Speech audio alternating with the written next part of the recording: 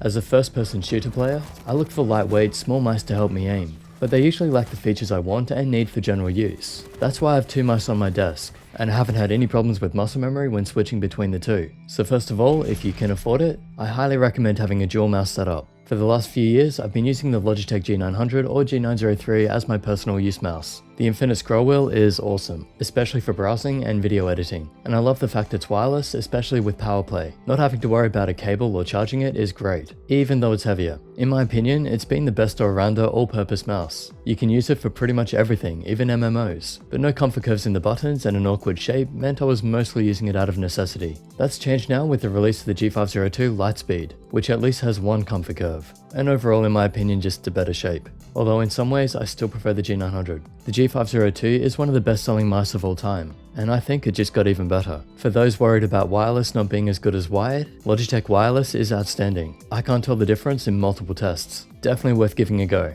Now let's get into the details and comparisons. Starting with the weight, the original G502 weighs in at about 125 grams, while this one is 112. That's without the plate, 115 width, and if you put the PowerPlay plate in, it's 118 grams. And with the additional weights that you can add, it gets up to 131 grams, if you use all the weights. That means 2 inside the plate. You won't be able to use that with the PowerPlay. With the PowerPlay and the weights, it's 125 grams, so it'll be the same as the G502 wired. The PowerPlay plate is of course what you use with the PowerPlay pad, so it charges through the pad. I think they've done well to reduce the weight. For the infinite scroll wheel to work, it needs to be slightly heavy, and somehow they've got it spinning for about as long as the original, but they've definitely taken some weight out of it. You probably noticed that the mouse looks the same. It's clear they really wanted to keep the mouse familiar to all its fans. So the materials are high quality, feel great, and should be quite durable, with the potential exception being the rubber on the sides. After talking to Logitech, I really wanted to point this out though. I'll read you what they sent me. PVC is a common, low-cost plastic used in tens of thousands of items, such as vinyl fabrics, paint, pipes, siding, and plastic wrappers. When it gets turned into products, it's almost always combined with chemicals and plasticizers, and these combinations make it bad for people and the planet. We decided to find a way to use less PVC in our products. G502 LIGHTSPEED is PVC free and has a plastic neutral certification. This means that with every purchase, Logitech helps fund plastic bank programs that help remove ocean-bound plastic from the environment. We still use hard PVC in some of our products. Hard PVC has fewer eco-hazardous plasticizers than soft PVC and is fully recyclable, but if a suitable alternative for hard PVC is found, we'll investigate that material too. So that's awesome news. I think to fix a lot of problems, we need to go forward in our technology, not backward,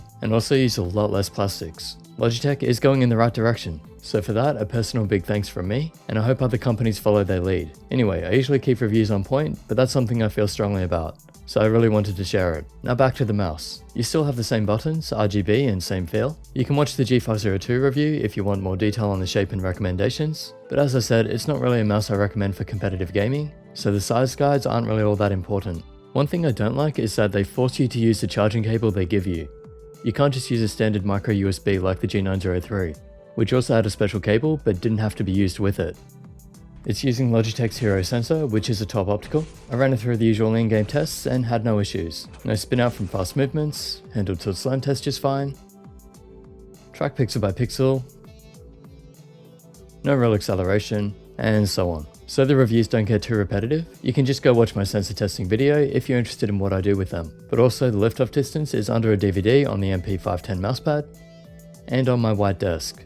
And for latency, tested against the wired G502, you can see the really similar scores in the human latency test. That's also backed up in the bomb test, where I changed between which mouse is lifted. Again, Logitech wireless is really good. In fact, in this last test, the left mouse button is the wireless one, and that's a few milliseconds faster. That's most likely because of where I'm hitting the buttons, but it goes to show they're basically the same. And if you want to use the software with this mouse, you have to use G-Hub, but the mouse does have onboard memory, so you can set it up once and then just uninstall the software.